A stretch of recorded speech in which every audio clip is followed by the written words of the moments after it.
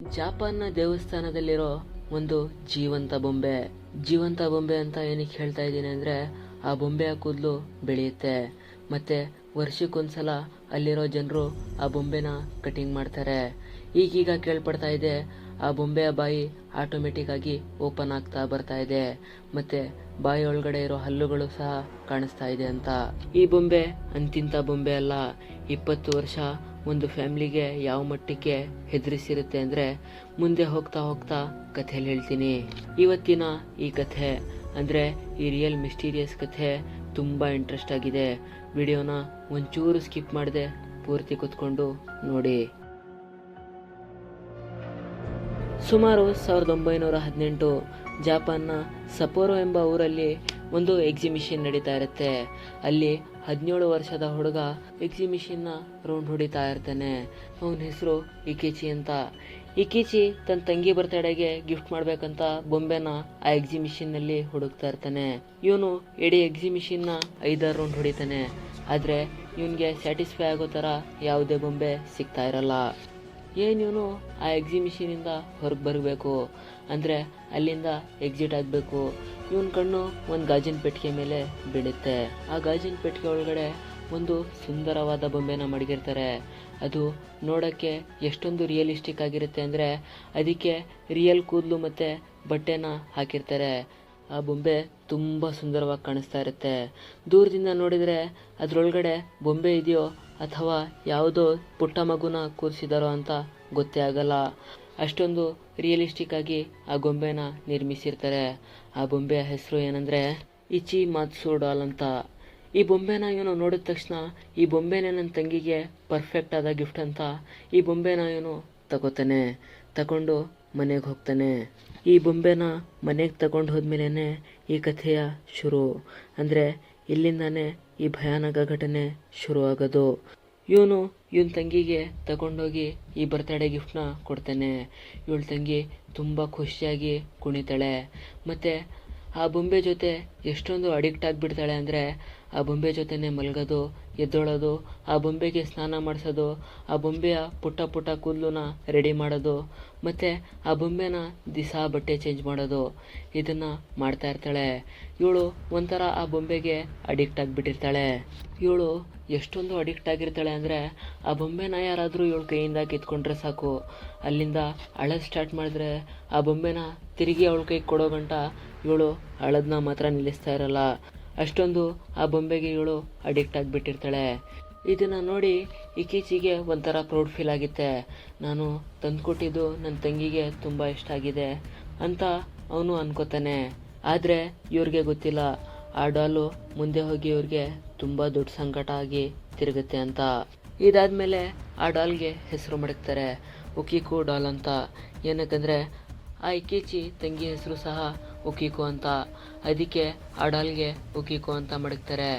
ಇದಾದ್ಮೇಲೆ ಸುಮಾರು 1919 ಇದ್ದಕ್ಕಿದ್ದಂಗೆ ಉಕಿಕೋ ಆಟ ಆಡ್ತಾ ತಲೆ ಸುತ್ತಿ ಬೀಳ್ತಾಳೆ.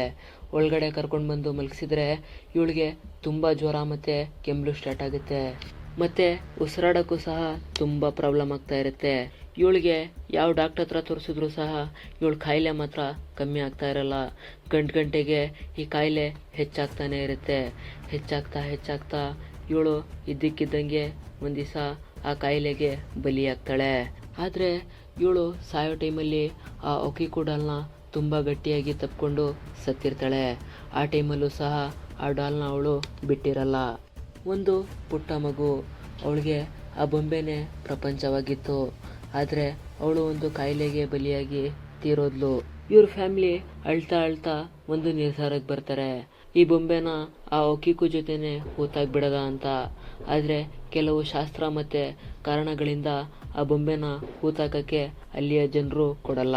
ಮತ್ತೆ ಆ ಬೊಂಬೆ ತಿರುಗಿ ಮನೆಗೆ ಬರ್ತು.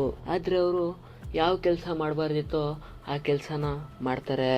ಇವರು ಆ ಬೊಂಬೆನ ಯಾವ ಜಾಗದಲ್ಲಿ ಮಡಗಬಾರ್ದಿತ್ತೋ ಆ ಜಾಗದಲ್ಲಿ ಇವರು ಆ ಬೊಂಬೆನ ಮಡಗ್ತಾರೆ. ಅಂದರೆ ಆ ಬೊಂಬೆನ ಯಾವ ಜಾಗದಲ್ಲಿ ಮಡಗಬಾರ್ದೋ ಆ ಜಾಗದಲ್ಲಿ ಮಡಗಿ ಆ ಒಕಿಕೋ ಆತ್ಮನ ಇನ್ನೂ ಈಸಿಯಾಗಿ ಆ ಬೊಂಬೆ ಒಳಗಡೆ ಹೋಗಿ ಸೇರಬೇಕು, ಆ ಥರ ದಾರಿನ ಈ ಫ್ಯಾಮಿಲಿ ಮಾಡಿಕೊಡುತ್ತೆ. ಆ ಬೊಂಬೆನ ಎಲ್ಲಿ ಮಡಗ್ತಾರೆ ಅಂದರೆ ಕಾಮಿದಾನ ಅನ್ನೋ ಒಂದು ಶೆಲ್ಫಲ್ಲಿ ಮಡಗ್ತಾರೆ. ಅದಕ್ಕೆ ಗಾಡ್ ಶೆಲ್ಫ್ ಅಂತಲೂ ಸಹ ಕರೀತಾರೆ. ಈ ಗಾಡ್ ಶೆಲ್ಫ್ ಏನಕ್ಕೆ ಯೂಸ್ ಮಾಡ್ತಾರೆ ಅಂದರೆ ಸತ್ತಿರೋರ ಹೆಸರಲ್ಲಿ ಅವ್ರ ವಸ್ತುಗಳನ್ನು ಮಡಗಿ ಪೂಜಿಸ್ತಾರೆ. ಆದರೆ ಆ ಒಕಿಕೋನ ಗಾಡ್ ಶೆಲ್ಫಲ್ಲಿ ಇವರು ಆ ಬೊಂಬೆನ ತಗೊಂಡು ಹೋಗಿ ಮಡಗ್ತಾರೆ ಮತ್ತು ಅದಕ್ಕೆ ಪ್ರಾರ್ಥಿಸ್ತಾರೆ. ಆ ಬೊಂಬೆಗೂ ಸಹ ಇವರು ಏನಂತ ಕರಿತಾ ಇರ್ತಾರೆ ಅಂದರೆ ಆ ಪುಟ್ಟ ಮಗುವಿನ ಹೆಸರು ಒಕಿಕೋ ಅಂತ ಆ ಬೊಂಬೆಗೆ ಕರಿತಾ ಇರ್ತಾರೆ. ಆದರೆ ಒಂದು ಸಲ ಇಕಿಚಿ ಆಟ ಆಡ್ತಾ ಇರ್ತಾನೆ. ಅವ್ರ ಮನೇಲಿ ಯಾರೂ ಇರಲ್ಲ. ಇವನು ಇದ್ದಕ್ಕಿದ್ದಂಗೆ ಆ ಬೊಂಬೆ ಹತ್ರ ನೋಡ್ತಾನೆ ಮತ್ತು ಒಂದಿನ ನೋಟಿಸ್ ಮಾಡ್ತಾನೆ. ಅದೇನೆಂದರೆ ಆ ಒಕಿಕೋ ಬೊಂಬೆಯ ಕೂದಲು ತುಂಬ ಬೆಳೀತಾ ಬಂತು. ಅಂದರೆ ಕೆನ್ನೆ ಗಂಟ ಇದ್ದಿದ್ದು ಕೂದಲು ಈಗ ಎದೆ ಗಂಟ ಬಂದಿದೆ. ಇದನ್ನು ನೋಡಿ ಇವನು ಇವ್ರ ತಂದೆ ತಾಯಿಗೆ ಹೇಳ್ತಾನೆ. ಆದರೆ ಅವರು ಇವನು ಚಿಕ್ಕ ಹುಡುಗ, ಇವನಿಗೇನು ಗೊತ್ತಿರುತ್ತೆ ಅಂತ ಇವರು ಇಗ್ನೋರ್ ಮಾಡ್ತಾರೆ. ಆದರೆ ಇದಾದಮೇಲೆ ಕೆಲವು ತಿಂಗಳು ಕಳೆಯುತ್ತೆ. ಒಕಿಕೋನ ಕೂದಲು ಇನ್ನೂ ಬೆಳೆಯೋಕ್ಕೆ ಸ್ಟಾರ್ಟ್ ಆಗುತ್ತೆ. ಅದಕ್ಕೆ ಇಕಿಚಿನ ತಂದೆ ಆ ಕೂದಲನ್ನ ಕಟ್ ಮಾಡ್ತಾರೆ. ಆದರೆ ಆ ಕೂದಲು ಇನ್ನೂ ಸ್ಪೀಡಾಗಿ ಬೆಳೆಯೋಕ್ಕೆ ಸ್ಟಾರ್ಟ್ ಆಗುತ್ತೆ. ಇದನ್ನು ನೋಡಿ ಈ ಫ್ಯಾಮಿಲಿ ತುಂಬ ಹೆದರ್ಕೊಳ್ತಾರೆ. ಈ ಬೊಂಬೆ ನಿಮ್ಮ ಮನೇಲಿದ್ದರೆ ಏನು ಮಾಡ್ತಾಯಿದ್ರಿ? ಈ ಬೊಂಬೆನ ಕಟಿಂಗ್ ಮಾಡಿ ಮತ್ತೆ ಚೆಕ್ ಮಾಡ್ತಾ ಇದ್ರಾ, ಇಲ್ಲ ಅಂದರೆ ಆ ಬೊಂಬೆನ ತೆಗೆದು ಆಚೆಗೆ ಇಸ್ತಾ ಇದ್ರಾ? ಇದನ್ನು ಕಮೆಂಟ್ ಮಾಡಿ. ಮತ್ತು ಯಾರೆಲ್ಲ ಲೈಕ್ ಮಾಡಿಲ್ಲ ವಿಡಿಯೋನ ಲೈಕ್ ಮಾಡಿ. ಬನ್ನಿ ಮತ್ತೆ ಸ್ಟೋರಿ ಕಡೆ ಹೋಗೋಣ.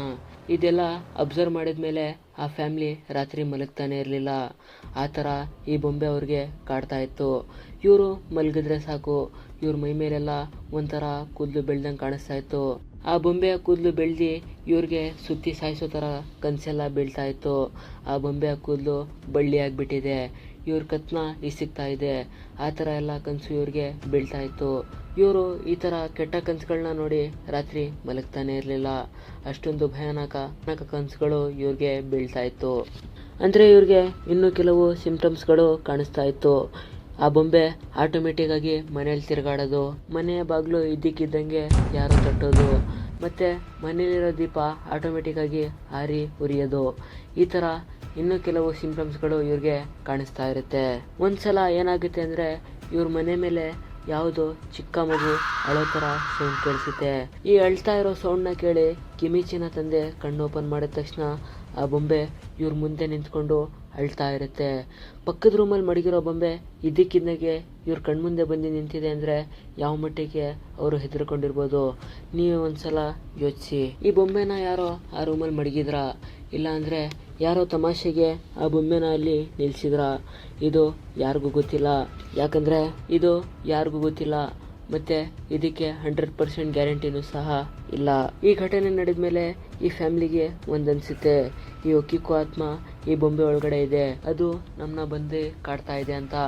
ಅದಕ್ಕೆ ಇವರು ಈ ಬೊಂಬೆನ ಎಸೆಯಲ್ಲ ಮತ್ತು ಸುಡಲ್ಲ. ಅದಲ್ಲದೆ ಅಕ್ಕಪಕ್ಕ ಇರೋ ಪೂಜಾರಿಗಳನ್ನ ಕರೆದು ಪೂಜೆ ಮಾಡಿಸಿ ಮತ್ತೆ ಆ ಶೆಲ್ಫ್ ಮೇಲೆ ಮಡಗ್ತಾ ಇರ್ತಾರೆ. ಇದೇ ಥರ 20 ವರ್ಷ ನಡೆಯುತ್ತೆ. ಆ ಬೊಂಬೆ ಇವ್ರ ಕಣ್ಗೆ ರಾತ್ರಿ ಕಾಣಿಸೋದು, ಅಳೋದು, ಬಾಗ್ಲು ತಟ್ಟೋದು, ಈ ಥರ ಪ್ಯಾರಾನಾರ್ಮಲ್ ಆಕ್ಟಿವಿಟಿ 20 ವರ್ಷ ನಡೆಯುತ್ತೆ. ಇದಾದ್ಮೇಲೆ 1938 ಇಕಿಚಿಗೆ 30ರಿಂದ 33 ವರ್ಷ ಆಗ್ತಾ ಬಂತು. ಈ ಇಕಿಚಿ ಯಾವುದೋ ಬಿಸ್ನೆಸ್ ಕೆಲಸದಿಂದ ತನ್ನ ಮನೇನ ಜಾಪಾನ್ನ ಸಿಕ್ಲಿನ್ ಎಂಬ ಒಂದು ಊರಿಗೆ ಶಿಫ್ಟ್ ಮಾಡ್ತಾನೆ. ಅಂದರೆ ಇವರು ಆ ಊರನ್ನ ಖಾಲಿ ಮಾಡಿ ಸಿಖಲಿನ್ ಅಂತ ಒಂದು ಊರಿಗೆ ಶಿಫ್ಟ್ ಆಗ್ತಾರೆ. ಆದರೆ ಹೋಗೋ ಟೈಮಲ್ಲಿ ಇವರು ಒಂದು ಒಳ್ಳೆ ಕೆಲಸನ ಮಾಡಿರ್ತಾರೆ. ಆ ಬೊಂಬೆನ ಆ ಪಕ್ಕದಲ್ಲಿರೋ ದೇವಸ್ಥಾನದಲ್ಲಿ ಕೊಟ್ಟು ಹೋಗಿರ್ತಾರೆ. ಆ ದೇವಸ್ಥಾನದ ಹೆಸರು ಇವಾಮಿಜಾವಾ ಎಂಬ ಊರಿನ ಮನ್ನೆಂಜಿ ಟೆಂಪಲ್ ಅಂತ. ಇವರು ಆ ದೇವಸ್ಥಾನಕ್ಕೆ ಆ ಬೊಂಬೆನ ಕೊಡೋಕ್ಕಿಂತ ಮುಂಚೆ ಇವ್ರ ಜೊತೆ ಏನೆಲ್ಲ ನಡೆದಿರುತ್ತೋ ಅದನ್ನ ಹೇಳಿರ್ತಾರೆ. ಆದರೆ ಆ ಪೂಜಾರಿಗಳು ಒಂದನ್ನು ನಿರಾಕರಿಸಿರ್ತಾರೆ.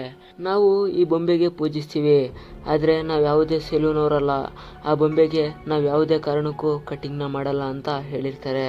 ಇದಾದ್ಮೇಲೆ ಇವರು ಆ ಬೊಂಬೆಗೆ ಕಟಿಂಗ್ ಮಾಡದೆ ಆ ಥರನೇ ಬಿಟ್ಟಿರ್ತಾರೆ. ಅದಕ್ಕೆ ಆ ಬೊಂಬೆಯ ಕೂದಲು ಬೆಳೀತಾ ಇರುತ್ತೆ.